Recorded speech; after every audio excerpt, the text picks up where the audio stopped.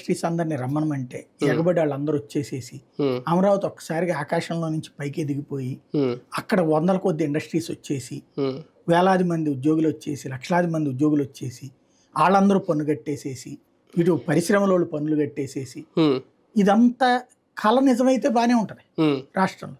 కాబట్టి ఈ కళ అనేటువంటి చంద్రబాబు గారికి అంటున్నారు, మనల్ని కనమంటున్నారు. కంటమా లేదనేది మన ఇష్టం. ఇక కళలు కనాలి, మనమే సాకారం చేసుకోవాలి. అంటే పాపం ఆయన ఎప్పుడు కూడా అబ్దుల్ కలాం గారిని నమ్ముతారు కదా, అందుకని సాకారం చేసుకునే పని చంద్రబాబు గారు చేద్దాం అనుకుంటున్నారు. మనం చేసుకోవాలి ఇక్కడ, అది సమస్య.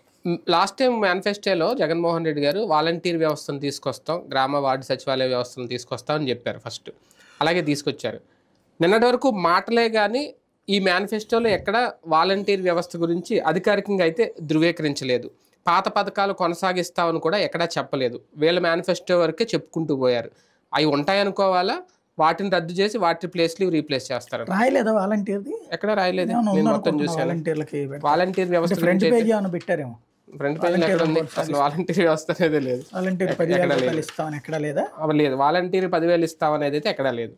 అయితే స్పీచ్ లో వరకే పెట్టారు. స్పీచ్ నేను చూశాను, మొత్తం అయితే చూశాను. మరి నేను చూడకుండా లోపల ఎక్కడ ఉందేమో తెలియదు, కానీ అయితే ఎక్కడా లేదు. లేదంటే కనుక అది చీటింగే అవుతుంది.